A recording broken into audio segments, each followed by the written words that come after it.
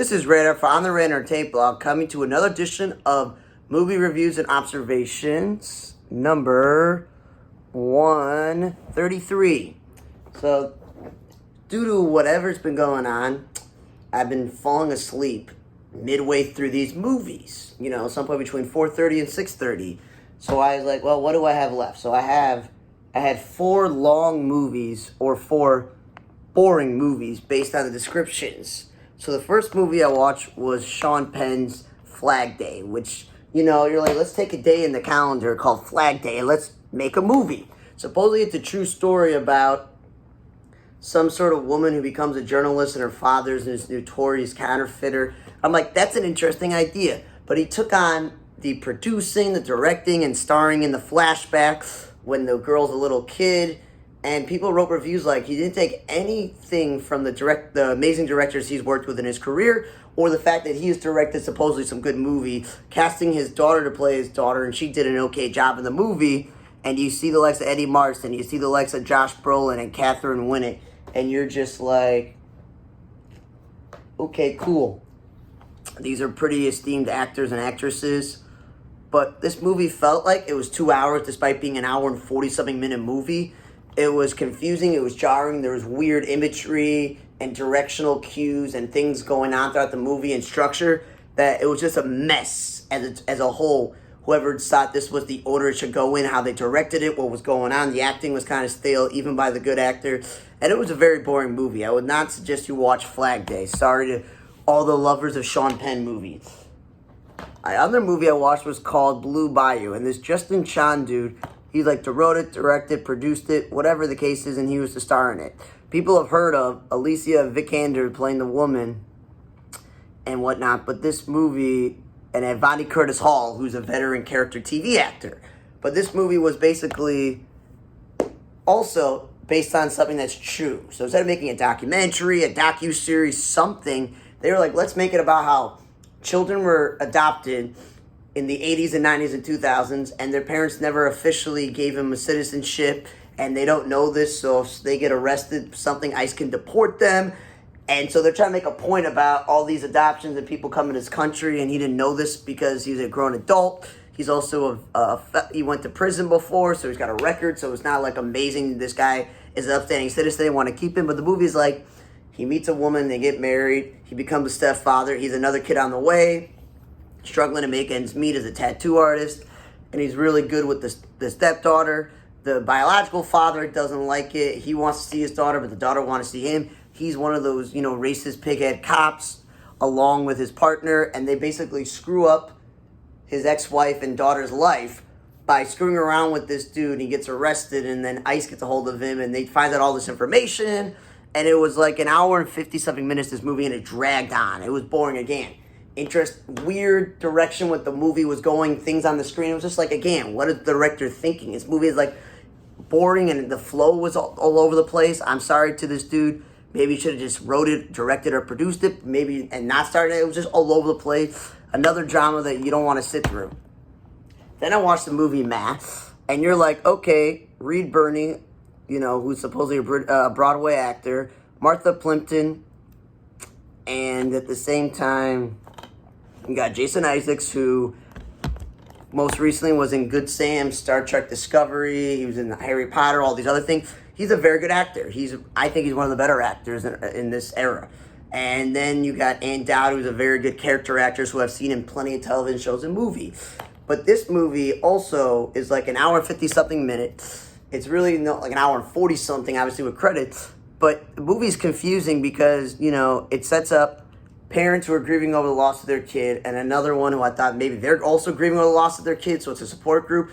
But supposedly one set of parents, now they're divorced, and one kid and their kid killed not just Jason Isaacs' kids, but other kids and stuff. Because it sounds all pleasantries, like how your family doing, what's going on with this, blah, blah, blah, blah. And they're sharing stories about their kids and how they grew up. Then they're like saying gun violence for video games, the kids he hung out with bowling. And it turned into like a conversation in society about what causes kids to become mass shooters and all that stuff. And I felt like this could have just been like a play where you go out and you go see a movie and you get really good acting with monologues and these characters interacting with each other for 2 hours at a theater. Not a feature-length movie with some talented actors like Jason Isaac, and you're just like, okay, cool.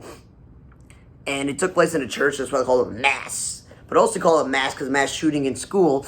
And you had to sit through this whole movie to find out the detail of what happened to the kids and who and what's going on, because I was confused for the first 30, 40 minutes trying to figure out who killed who kid and how it all happened. I don't know. So it's confusing to figure out what's going on for a very long time. And you're supposed to understand what the concept of the movie is if you're watching. If you don't, it's kind of stupid to start a Rotten Tomatoes. I don't agree with you. Then I watched the movie Mayday with this Grace Van Patten and Mia Goth, who I've seen in occasional movies. I've never seen Ivana Rose Liu or Sissoko, who's a musician, a European musician. So again, casting non-actors. And Juliette Lewis briefly appeared in the movie in the beginning and then a little bit towards the end. And at least the saving grace of this movie is a 90-something-minute movie. But it's a little bit like Alice in Wonderland. Her life sucks, and then she goes through some portal or oven, and she wakes up in this like World War II setting where it's like female soldiers, and they're screwing around with a male soldier. They're just having fun. Girls party and stuff. And it's just, the blonde woman over here, she's just, having fun, leading the crew with her group and stuff. And it was like, the movie was weird, confusing, didn't make a lot of sense. There's a lot of random stuff. I felt like it was more like fantasy more than it was like an action movie. There wasn't that much acting. It was very boring and a lot of talking. So again, I would not waste your time watching this movie. Then I watched the movie Slack. And Certified Rotten Tomatoes, I get what you're saying. So basically, it's an hour and 16-minute movie with credits. And, I've seen actors in this movie before, there's an Asian man in this movie. He plays one of the employees, and I know him from, a few Canadian shows like Transplant, like he plays a nurse. And some of these actors and actresses like Brett Donahue and other people, I've seen them occasionally, and you're just like, okay, cool, and you're just like, okay, so we get the point of the movie. There's this big-time clothing conglomerate, and they're, like, all about life and stuff, and everyone's committed to it, and this girl's first day on the job, and she's, like, so excited to be on the job, and that she'll do anything, and then there are the people that work at the job, if you worked in retail that you don't really like, and you just don't want to work there anymore, and you got bosses trying to get promotions, you got other people in the movie. Yeah, his name is Kenny Wong. So pretty much, this movie is, they have these pants, and they can adjust to if you're 5 pounds overweight or 5 pounds overweight. The guy in charge of, one of the people in charge of the company, corporate people shows up, one of the influencers shows up, and these pants are you're lying about how they're made in India with child labor and non-GMO and all this other stuff to say it's all, great and everything. There's nothing wrong with it. So, of course, these pants come to life and they get revenge and they kill everyone who's wearing them or just anybody in general. And in all horror films, pretty much everyone dies or no one survives. So it's pretty much like that. As I said, being an hour and 60-minute movie with credits, you're not sitting through a lot of wasted time. So overall, it wasn't bad. It was an interesting concept. And because I watched 4 boring dramas, with one being a weird fantasy and then an odd horror film, Encanto, whatever you want, how you pronounce it, was the best movie I watched this week. It's a 91-minute kids movie, so it's not too long. It's got all the singing and dancing and animals and creatures in there and all these interesting characters. You got the strong sister, you got the flower sister, you got the cousins who shapeshift, animals, hearing. Then you got I'm a little bit confused, though, is how it works, but pretty much you got the lighter woman, she's got weather powers. She married this darker dude, and they had kids. And this dude has big ears and a nose, but he doesn't have powers. But that's the main actress's, father, and the mother supposedly can heal, and the grandmother was a miracle and stuff. And they got Bruno, and they don't talk about him. And I really think that, John Leguizamo is one of the more underrated actors of his generation. He's been in countless movies. He's Sid from Ice Age. This guy was really good in the movie. And the thing that really surprised me is someone who's a huge Stephanie Beatriz fan from watching Brooklyn Nine-Nine, where she's the epitome of a female detective, deep voice, black leather jacket and riding motorcycles, but then they introduced the whole she's bisexual. And then I've seen movies where she ditzy, high-pitched voice, and then she was in The Hype. This one really showed that she can sing and do voice acting in an incredible way, and that's what I really took away from this. This movie is not as good as Luca was. Luca was probably my favorite animated Disney movie so far. Turning Red was okay. This was pretty good. I think this was definitely better than Turning Red. It was good family messages, that you have the outsiders in the family, you shouldn't judge them, because then, Bruno will hide away. She thinks she's not good enough, all these sister dynamics and parents and grandchildren dynamics. It was an interesting movie that everyone can relate to, being the black sheep of the family. And again, Lin-Manuel Miranda doing the music and stuff. I thought that was pretty good. So yeah, and I just thought it was a good movie. I didn't think it was amazing or the greatest Disney movie, but it was a pretty good movie.